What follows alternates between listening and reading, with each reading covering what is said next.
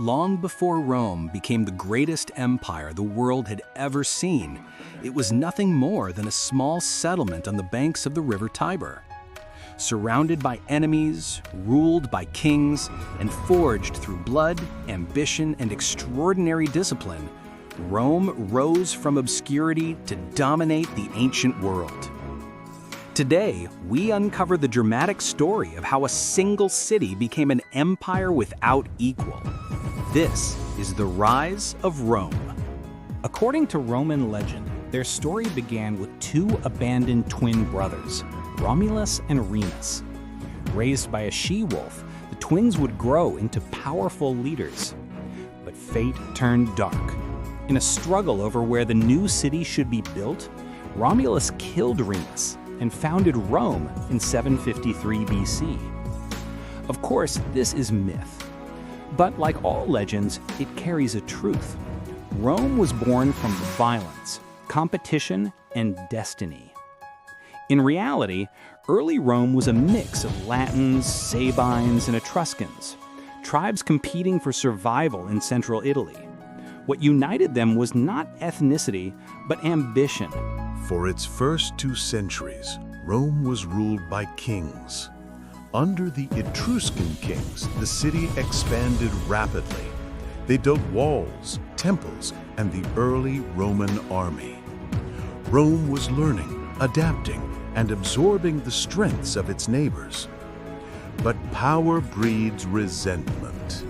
After the last king, Tarquinius Superbus, became a tyrant, the Romans revolted in 509 BC.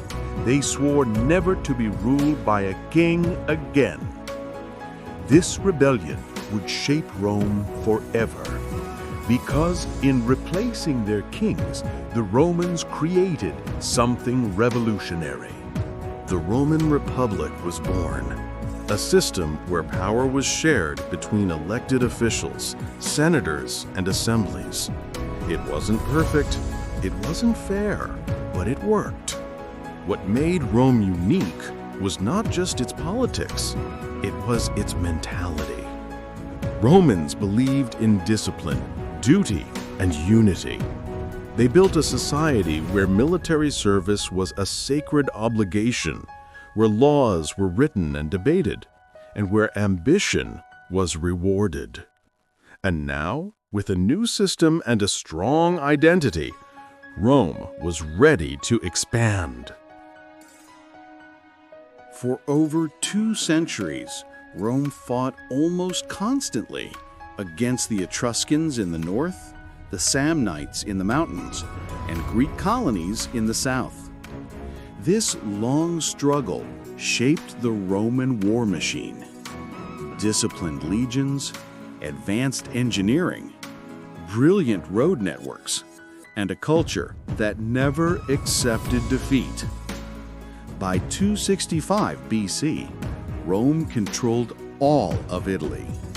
They had transformed from a local city-state into a rising regional power.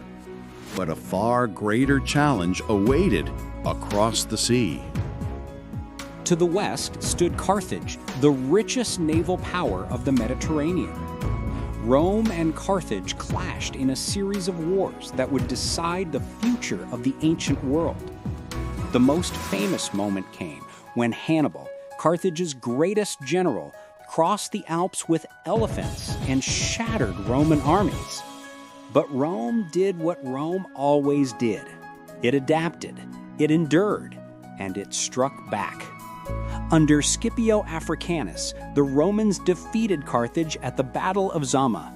Carthage fell and Rome emerged as the dominant force of the Mediterranean. But success came with a price. The Republic became increasingly unstable. Wealth and power concentrated in the hands of a few. Violence erupted between political factions. Out of this chaos rose men whose names still echo through history: Marius, Sulla, Pompey, and Julius Caesar. Caesar's brilliance and ambition made him the most powerful man in Rome. But when he crossed the Rubicon in 49 BC, civil war erupted. Caesar won, but the Senate feared he would become king. On the Ides of March 44 BC, Caesar was assassinated.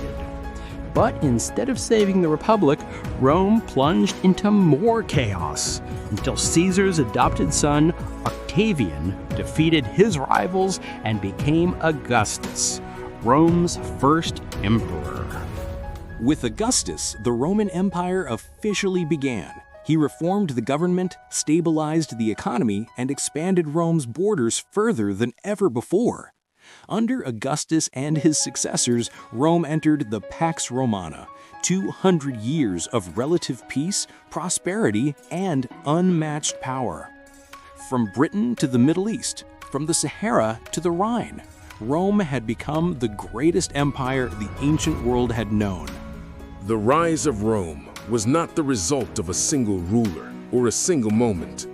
It was the product of relentless ambition, disciplined armies, pragmatic politics, and the unbreakable belief that Rome was destined for greatness.